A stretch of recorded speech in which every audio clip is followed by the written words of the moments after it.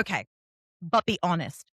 Have you ever watched booktok creators casually say things like, thanks to the publisher for the arc, and you just sat there like, how? Well, I told you in part one how to start building that momentum. Now, let's get into the meat and potatoes. Well, the meat and bookish potatoes. We're talking NetGalley. What it is, how it works, how to get approved, and how to not look like a chaotic little book gremlin while you're doing it. We're talking free books, early releases, zero gatekeeping. Okay, let's get into this the Litdulterous way.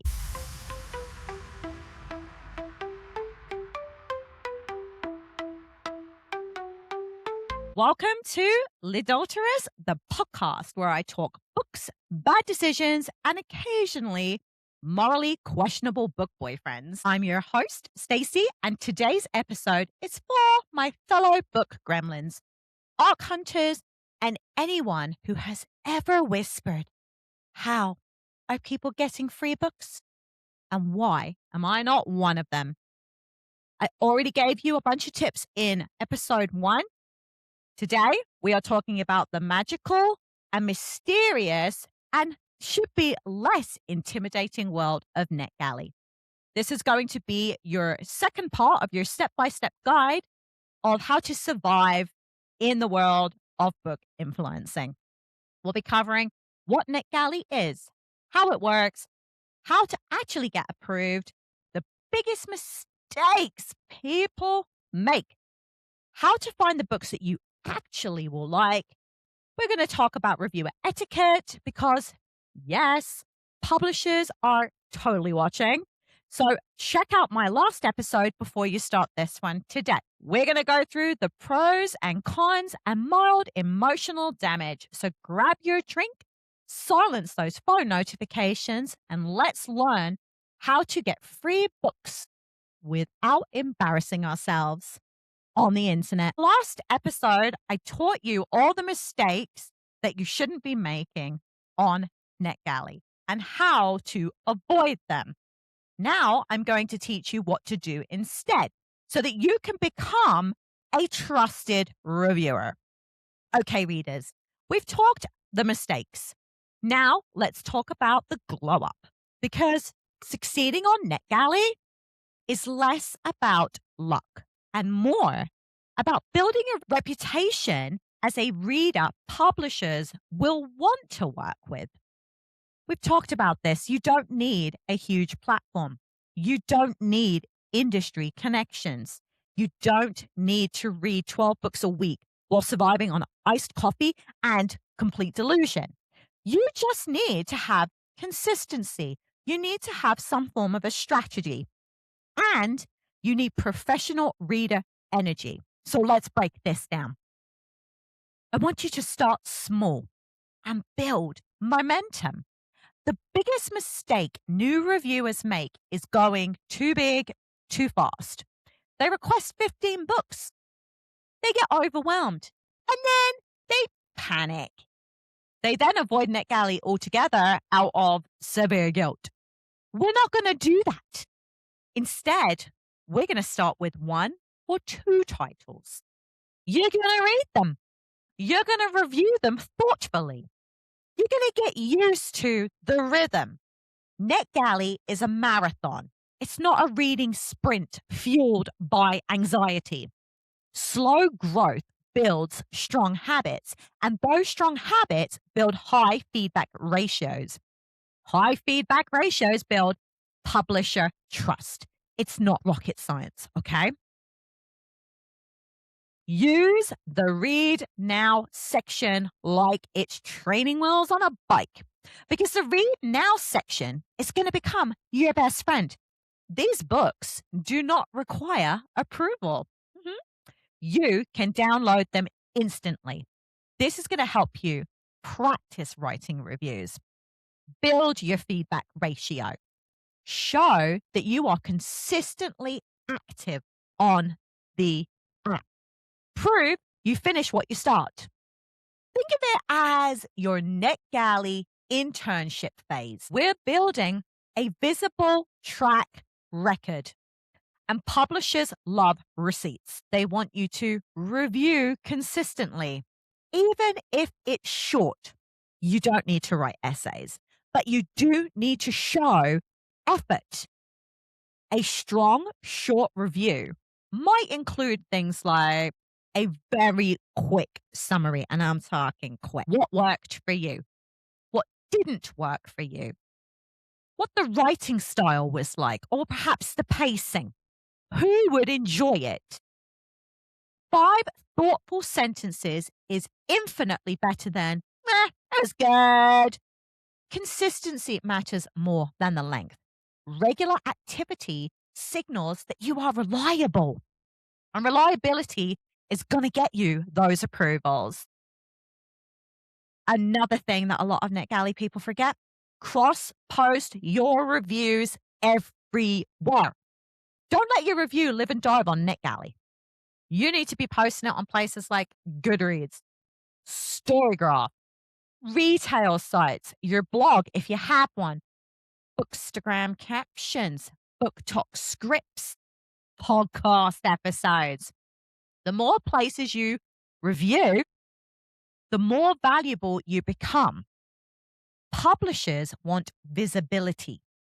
When you show that you amplify books across multiple platforms, you have now become a promotional asset. And promotional assets get early access. Money, baby. Stick to your genre niche.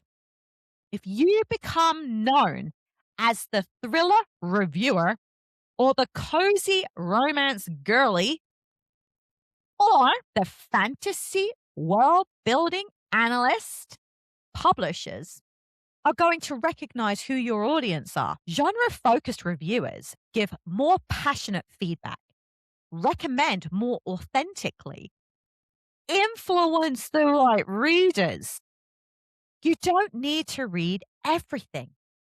You just need to own the lane that you're in.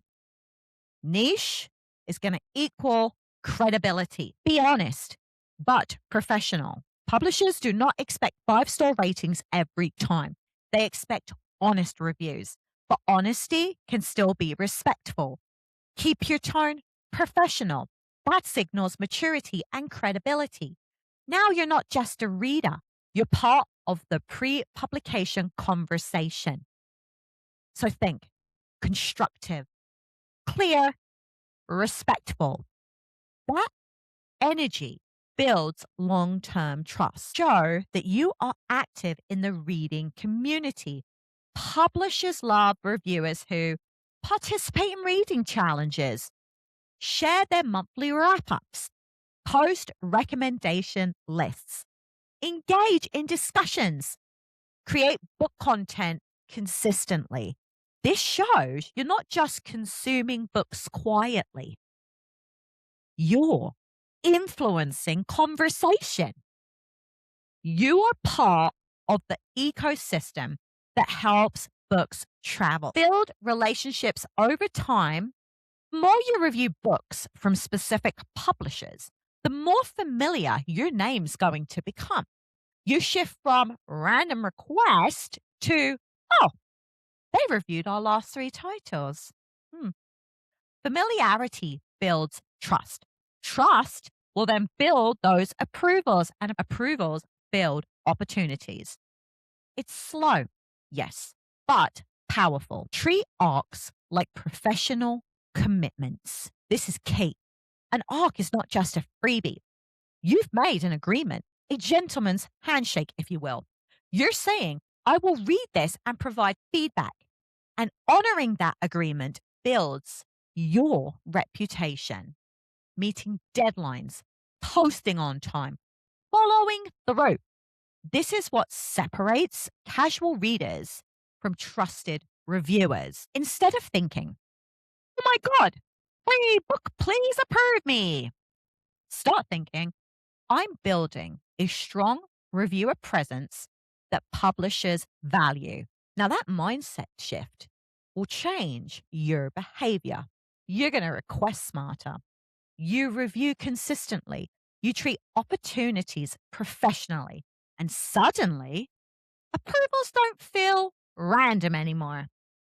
They actually feel like you earned them. Becoming a trusted reviewer will equal you getting access to more free books. Yes, ARCs are very exciting, but the real reward is your credibility. You become someone publishers trust with early stories, someone readers trust for recommendations, someone whose opinions carry significant weight. And that, my friends, is powerful. Now, this is probably one of the most important parts of my whole series, how to find books you'll actually like. NetGalley can feel massively overwhelming, so filter through intentionally. Use genre filters first, then sort by recently added. These have less competition. Check most requested. These are buzzy titles, higher competition, but good for trend visibility. Follow publishers who books you already love. If you consistently enjoy their titles, your approval rate will improve over time. And always read the descriptions carefully. I've been caught out with that one myself. An ARC is still a time commitment. So do not request based on cover vibes alone. Even though we absolutely judge by covers. I do. I'm well known for it. So, how do we do that without overwhelming ourselves? Now that you know how to behave like a professional reader on NetGalley, we need to talk about something that is equally important: how to not drown in choices. Because opening NetGalley for the first time feels like walking into the world's biggest digital bookstore with unlimited access. There's absolutely no map, and you just start scrolling. And the more you scroll, the more you're going to see. And then suddenly it's been 40 minutes and you've requested 6 books you barely remember clicking on. Being overwhelmed is going to lead to bad decisions. And those bad decisions could lead to ARC guilt. You're going to get ARC guilt, going to lead to you avoiding NetGalley altogether. And avoidance destroys your feedback ratio. So let's just break that chaos cycle. Firstly, I want you to filter by genre. This is the easiest way to avoid becoming overwhelmed. Go straight to the genre filters and pick what you genuinely love reading. For example, thrillers, romance, fantasy, mystery, woo, historical fiction, horror, literary fiction. Do not browse general unless you enjoy suffering. I actually do. Filtering immediately removes thousands of irrelevant titles, and it's going to help you focus on books you will realistically finish. This is what you need to remember. Every request is you making a commitment. Yeah, what I want you to do next is I want you to sort by recently added. This is probably one of the smartest strategies most new reviewers miss. The recently added filter shows titles that have just hit the platform. You might be going, why does that matter, Stace? Well, because newer titles are going to have fewer requests to them, have less competition at this point, are easier to get approved for. Publishers are much more likely to say yes when the request pile is so small. This is how you find hidden gems before they explode. And discovering books early makes you look like a trend spotter.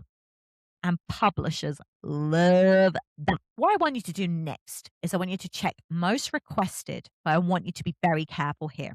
Now, this section is going to show you all the buzzy books, all the books people are talking about and want. These are often big named authors or highly marketed releases. Requesting these are fine, but you've got to understand your reality. You are now competing with thousands of reviewers, and approval is possible, but it's harder. You have to also understand that publishers at this point may well have given out all the copies they're planning on giving out, and they're waiting for specific types of reviewers. So don't get your heart broken if they say no, because at this point, most of them have probably already been given out. So think of these like bonus opportunities, not your main strategy. Balance hyped books with lower competition titles. It's key. It's essential. The next thing I want you to do is to go to the publisher section and follow publishers you already know you love. This is an underrated power move. If you notice you constantly love books from certain publishers like St. Martin's Press or Penguin, follow them. When they release new arcs, you'll see them a lot faster. And publishers are much more likely to approve viewers who regularly read their titles, understand their audience. You've now become a known reader instead of a random requester. Like I said before, familiarity is going to build that trust, and trust is going to build you access. Next, I want you to read the descriptions of the books very, very carefully. I know we're all cover judging gremlins. I'm one myself, but vibes are not enough when arcs are involved. So before requesting, read the synopsis, the genre tags. You're going to want to check those content warnings and writing style clues. You're going to ask yourself, would I pick this up if I wasn't getting it for free? If the answer is no, do not hit that request button, because forcing yourself through a book you're not excited about is going to lead to DNFing it, late reviews, that low ratio again, reviewer burnout. Free is not worth misery. So something that a lot of reviewers forget to do is to check the publication dates. Some arcs will drop months before release, and others drop so much closer to their launch. And if you're a mood reader or a slow reader, don't go requesting 5 books releasing in the same month. That's how you end up creating really unnecessary pressure. Do me a favor, spread out your commitments. Peace. Remember that. Your future deserves peace. The next thing I want you to think about is be honest about your reading speed. If you read 1 book per week, request 2 to 3 arcs per month. If you read 2 books per month, request 1 or 2 arcs. Mood reader chaos, request cautiously. Overestimating your speed leads to backlog stress, and stressed reading really isn't fun. You gotta protect that joy. Protect it. Build a balanced arc mix. A healthy NetGalley shelf will include 1 book you're extremely excited about, 1 book from a trusted genre, maybe 1 try something new pick. This keeps reading interesting without overwhelming you. Excitement fuels momentum. Momentum builds that consistency. And your consistency is going to build your what? Reviewer reputation. So before you put in your request, I want you to ask yourself, am I requesting this because I genuinely want to read it or because it's available? If it's just because of availability, pause. Your time is valuable. Your attention is valuable, and publishers prefer intentional reviewers over impulsive ones. I want you to get into the smart reader mindset. NetGalley isn't about grabbing everything you can. It's about curating an early reading experience that fits your taste and your schedule. You're building a thoughtful arc list, not panic downloading digital clutter. We've all been there, I'm sure. And when your requests reflect your true reading identity, those reviews, those approvals get easier. Reviews get better, and your entire experience becomes exciting instead of stressful. So let's talk about how to request books properly. All right, readers, we filtered the chaos, curated your arc list, and now it's time for the moment of truth. Let's request that book. Because this is the difference between denied, better luck next time, and approved, add to Kindle, brag to your friends. I'm going to teach you exactly how to get that approved energy. Step 1, click request thoughtfully. Some ARCs let you click request and it's instant approval. Others require a short note explaining why you're the perfect reader. Do not treat this like a casual click. Think of it like a micro job application. You are pitching yourself. The publisher asks, why should I trust this reader with my unreleased book? Your answer should show that you understand the book or genre, you're consistent, and you are reliable. You leave thoughtful feedback. You'll promote it publicly, if you have the platforms. Step 2, write a short professional note. Do not write, I really want this book. Publishers see that as lazy. Instead, try something like, I'm an active thriller reviewer who posts weekly on Goodreads and BookTok. I enjoy psychological suspense, and I would love to feature this title. So I did that, feature this title in my upcoming monthly wrap up. Boom. Notice that was short and to the point. It highlights platforms. It shows alignment with the genre that demonstrated value to the publisher. You are selling your reviewer reliability, not your desire to get books for free. Step 3, keep it honest. If you normally read thrillers and the book is a cozy romance, don't fake that enthusiasm. Publishers notice when requests don't match your profile. Match your requests to your stated genres, your review history, your reading habits. Like I said, consistency is going to equal that credibility. Step 4, don't spam requests. You are not entitled to every ARC. Bulk requesting every title in your feed looks chaotic. It signals red flag number 1. I'm not focused. Red flag number 2. I may never review this. Red flag number 3. I'm just here for the free books. Instead, what I want you to do is to pick 2 to 3 high priority books per week, space your requests out, focus on books you will review.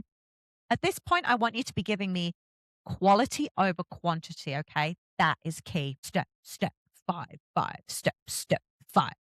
Sometimes approvals or denials will happen automatically. If you've noticed a pattern where you're consistently rejected by a publisher, I want you to do this. Check your profile, review your feedback ratio, consider updating your bio. Do not spam them asking why. It looks desperate. It looks chaotic. Professional reviewers will adapt instead of having a whinge session. Step 6, celebrate those approvals strategically. When a book is approved, I want you to download it immediately. I want you to add it to your tracking sheet. I want you to schedule when you're going to read it. I want you to plan review posting, because an approved ARC is not just a free book. You've made a commitment, remember? A professional commitment. Publishers notice when people follow through. And here's a pro tip for you. Treat requests like a mini job application. Each request is an opportunity to build your reviewer reputation, show publishers that you are reliable, influence early buzz.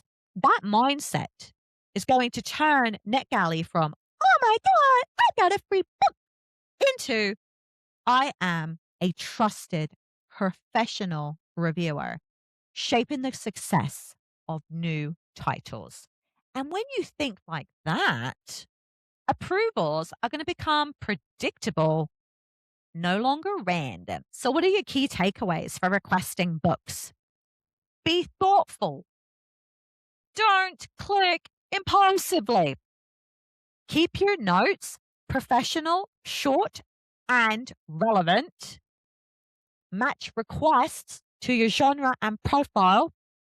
Avoid bulk or chaotic requests. Honor every approval with timely reading and feedback.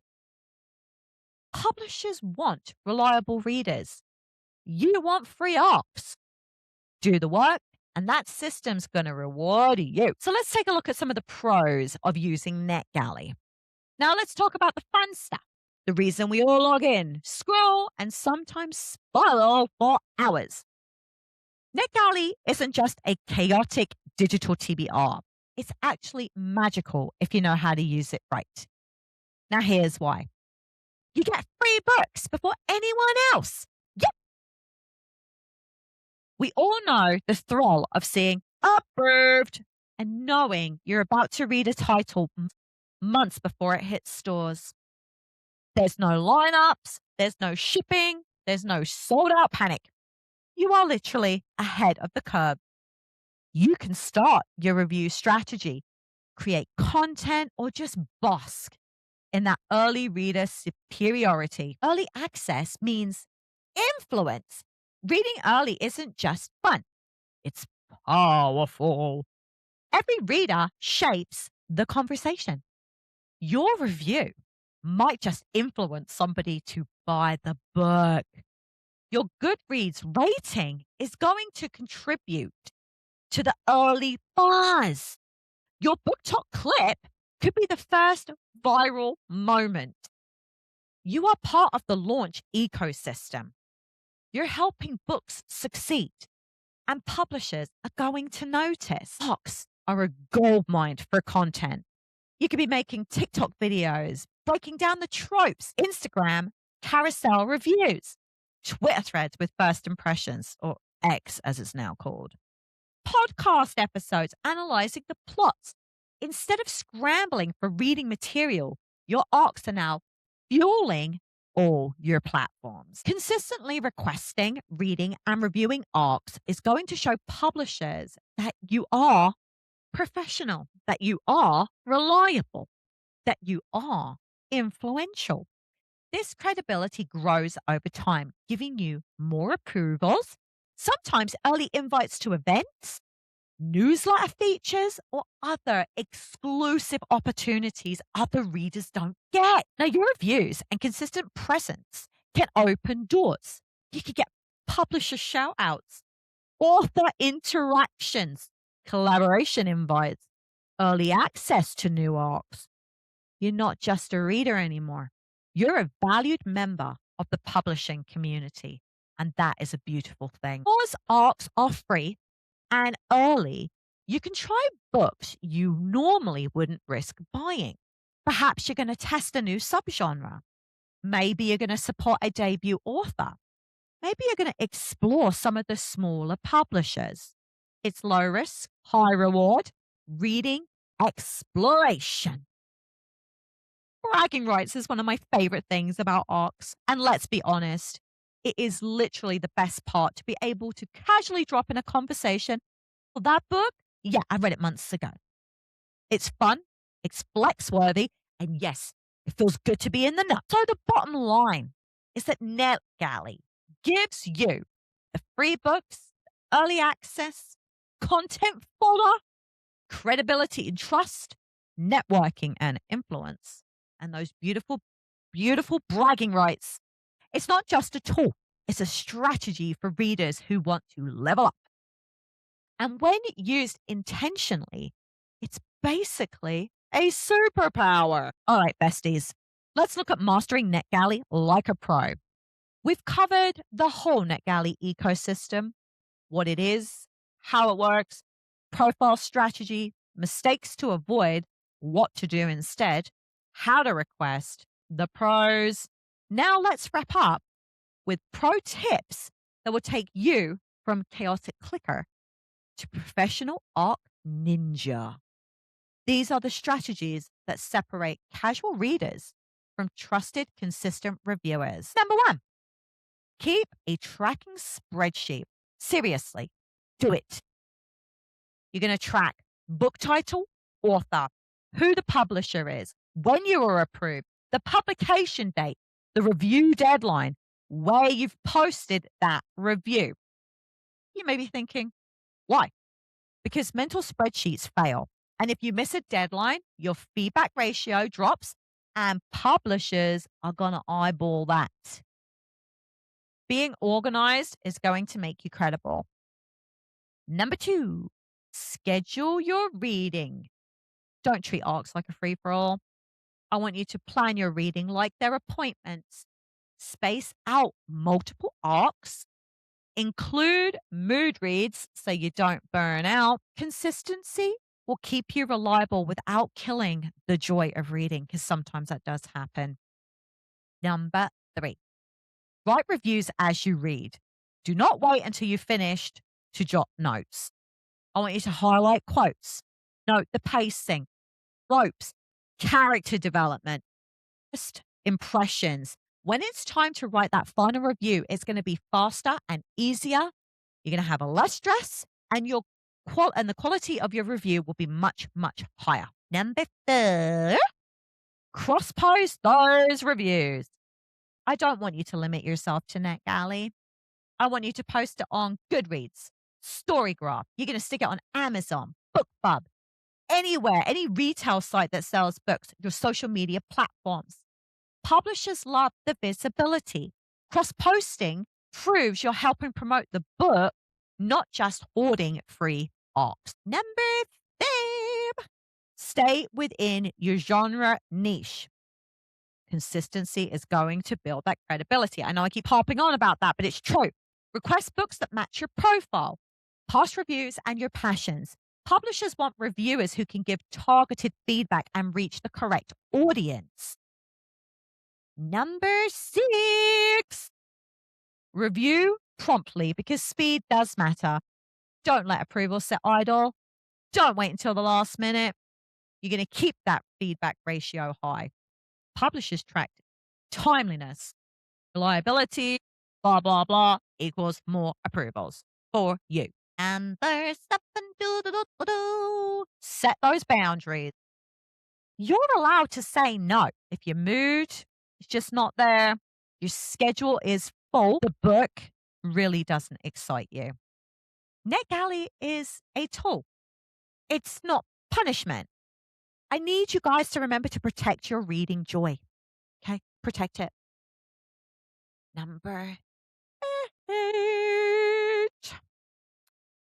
Think like a professional with that mindset shift.